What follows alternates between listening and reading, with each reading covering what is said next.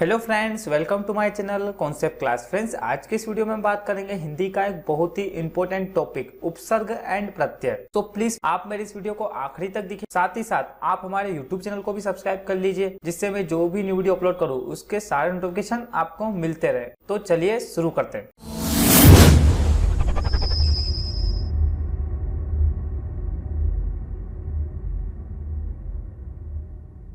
उपसर्ग and Pratyaya chapter start करने से पहले मैं आपको ये बता देना चाहता हूं कि आज के जो इस वीडियो में केवल और केवल हम उपसर्ग पढ़ेंगे।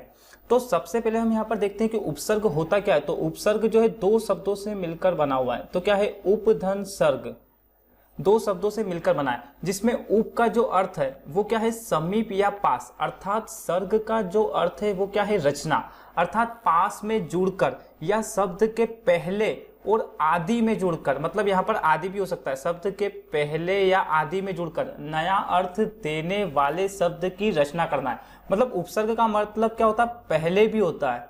पहले मतलब ये क्या है कि किसी भी शब्द या धातु के पहले जुड़कर उस शब्द को क्या करते थे? बदल देते, उनका नया रूप आ जाता है, तो हम क्या कहते हैं? उपसर्ग।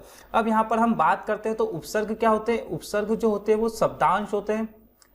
उपसर्ग क्या होते हैं? शब्दांश होते हैं। कभी कभी ये क्वेश्चंस में ऐसा भी पूछ लिया जाता है कि उपसर्ग क्या होते हैं। तो उपसर्ग जो होते हैं वो शब्दांश होते हैं, ना कि शब्द होते हैं। ऑप्शन में आपको शब्द भी देखने को मिलेगा, लेकिन उपसर्ग जो होते हैं वो क्या होते हैं? शब्दांश होते हैं। और यहाँ पर हम बात करें कि इनका जो स्वतंत्र कोई अर्थ नहीं होता है, ना ही इनका कोई स्वतंत्र अर्थ होता है, ना ही इनका कोई रूप होता है। तो सबसे पहले अब हम यहाँ पर बात करते हैं संस्कृत के उपसर्ग के। तो संस्कृत के जो उपसर्ग वो कितने होते हैं? तो 22 जो है वो संस्कृत के उपसर्ग होते हैं। अब 22 में से जैसे कुछ उपसर्ग मैंने आपको यहाँ पे लिखे, इससे क्या होता है? अति होता है, अधि होता है। इनका कोई स्वतंत्र अर्थ नहीं होता। जैसे अति का कोई अर्थ नहीं होगा, लेकिन ये धातु या क्रिया के आगे जुड़कर उनका अर्थ बदल देते। उसके बाद जैसे अनु हो गया, नी हो गया, प्रति हो गया, ये परि हो गया, ये सब क्या है? संस्कृत के उपसर्ग है। अब हम यहाँ पर बात करें हिंदी के उपसर्गों की संख्या तो कितनी होती है? हिंदी के उपसर्ग जो होते हैं वो 13 होते हैं, जिसमें से आ होता है, अन होता है, का होता है, कु होता है, भर होता है, बीन होता है। उसके बाद हम यहाँ पर बात करें उर्दू और फारसी के उपसर्ग की, तो इनकी जो संख्या होती है वो कितनी होती है? 19 होती है।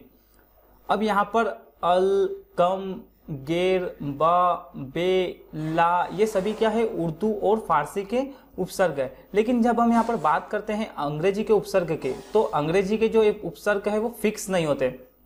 यहाँ पर क्या है? सब है, डिप्टी है, वॉइस है, वॉइस के बाद क्या है? जनरल है, चीफ है, ये सारे क्या है? अंग्रेजी के उपसर्ग। ये तो हमने उपसर्ग का पूरा बेसिक समझ लिया कि संस्कृत के उपसर्ग कितने होते हैं, हिंदी के उपसर्ग कितने होते हैं, उर्दू और फारसी के उपसर्ग कितने होते हैं। ये बहुत बार एग्जामों में ऐसे ही पूछ जाता है कि संस्कृत के उपसर्गों की संख्या बताओ, तो कितनी हो जाएगी? 22 हो जाएगी। हिंदी के उपसर्ग पूछ लेगा तो 13, उर्दू और फारसी के उपसर्ग पूछ लेगा तो उनकी संख्या कितनी होती है? 19 होती है। अब यहाँ पर यह बात आती है कि उपसर्ग में क्वेश्चंस पूछे किस टाइप के जाते हैं, वो हमें यहाँ पर देखना है। जैसे अब यहाँ पर एग्जाम्पल जो है, जितने भी ये फर्स्ट है, ये सारे ही संस्कृत के उपसर्ग के एग्जाम्पल है। अब जैसे एग्जाम में पूछ लिया जाता है कि अत्यधिक में जो है वो कौन सा उपसर्ग है, तो अत्यधिक में जो है वो अति उपसर्ग है। अगर उपसर्ग पहचानना नहीं आता है तो आप उसका विच्छेद भी कर सकते हैं। जैसे अत्यधिक को हम क्या लिख सकते हैं? अति धन अधिक। और ये क्या होता है? ये जो होते हैं वो धातु होती है, धातु या शब्द होते हैं, और ये जो होते हैं वो उपसर्ग होता है। तो अत्यधिक में क्या है? अति उपसर्ग है। उसके बाद जैसे बात करें हम यहाँ पर अतिरिक्त की, तो इसका क्या होगा? अति धन रिक्त। तो इसमें कौन सा उपसर्ग है? तो इसमें भी अति उपसर्ग है। उसके बाद बात करें यहाँ पर अनुशासन की, तो अनुशासन को अगर हम तोड़ते हैं तो यहाँ पे क्या बनेगा? अनुधन शासन। तो यहाँ पर कौन सा उपसर्ग है? तो अनु उपसर्ग है। और ये शासन शब्द में जुड़ने से क्या हो जाता है? अनुशासन।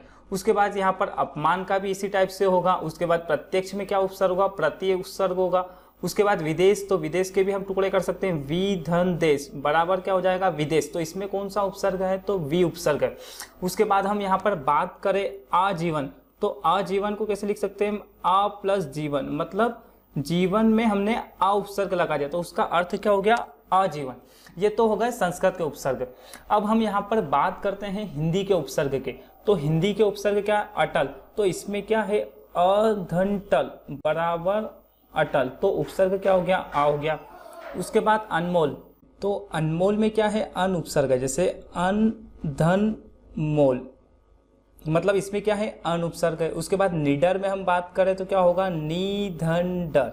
मतलब आपको अगर इसमें कोई भी प्रॉब्लम आए मतलब उपसर्ग पहचानने में, तो आप उसके विच्छेद कर लीजिए। जैसे यहाँ पर भरपूर है तो यहाँ पर क्या हो जाएगा, भर प्लस पूर हो जाएगा। उसके बाद यहाँ पर बीन बादल है तो यहाँ पर क्या हो जाएगा, बीन प्लस बादल।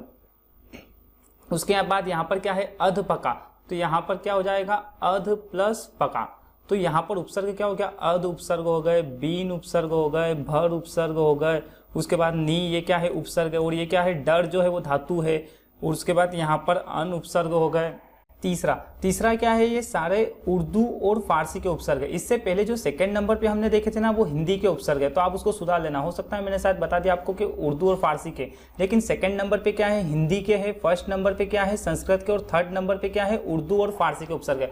तो तीसरा वाला अब हम देख लेते। तो कमजोर में क्या है, यहाँ पर कम जो है वो उपसर्ग है, और इसका विच्छेद करेंगे तो क्या हो जाएगा, कमजोर। उसके बाद उसी प्रकार से खुश नसीब में क्या हो जाएगा, यहाँ पर खुश प्लस नसीब, तो खुश क्या हो जाएगा, ये उपसर्ग हो जाएगा, और नसीब क्या हो जाएगा, शब्द या धातु। उसके बाद गैर हाजिर में जो होंगे वो गैर उपसर्ग हो जाएगा, गैर प्लस हाजिर। उसके बाद यहाँ पर नापसंद में ना उपसर्ग हो जाएगा, ना प्लस पसंद। उसके बाद बगैर में क्या होगा, ब प्लस गैर हो जाएगा, तो ब उपसर्ग हो गया। उसी प्रकार लापरवाह में क्या हो जाएगा, ला उपसर्ग हो जाएगा। उसके बाद लाचार में क्या उपसर्ग हो जाएगा, ला उपसर्ग हो जाएगा। उसी प्रकार से अब यहाँ पर हम इंग्लिश के मतलब अंग्रेजी के उपसर्ग देखते हैं। तो अंग्रेजी के उपसर्ग क्या क्या है, सब इंस्पेक्टर, तो सब इंस्पेक्टर में क्या उपसर्ग हो जाएगा, यहाँ पर सब उपसर्ग हो जाएगा। उसके बाद यहाँ पर डिप्टी कलेक्टर में, तो डिप्टी कलेक्टर में क्या हो गया, डिप्टी, ये क्या है, अंग्रेजी का उपसर्ग है। उसी प्रकार से वाइस चांसलर में क्या होगा, वाइस जो है वो क्या है, अंग्रेजी का उपसर्ग है। उसी प्रकार से चीफ मिनिस्टर में क्या होगा, चीफ जो है वो क्या है, अंग्रेजी का उपसर्ग है। उसी प्रकार से हेड मास्टर में क्या है, हेड जो है वो अंग्रेजी का उपसर्ग है। तो बस उपसर्ग पहचानना बहुत ही आसान है, बस आपको प्रैक्टिस करनी पड़ेगी उपसर्ग पहचानने की। आई थिंक, मुझे लगता है ये वीडियो आपको बहुत ही अच्छे तरीके से समझ में आया होगा। अगर ये वीडियो आपको पसंद आया तो प्लीज़ लाइक, शेयर और कमेंट्स जरूर करें। और अगर अब तक आपने हमारे चैनल को सब्सक्राइब नहीं किया है तो प्लीज़ इसे सब्सक्राइब कर लीजिए और बेल आइकन को भी प्रेस कर लीजिए, जिससे कि क्या होगा कि मैं जो भी न्यू वीडियो अपलोड करूँगा उसके सारे नोटिफिकेशन आपको मिल जाएंगे। Thank you.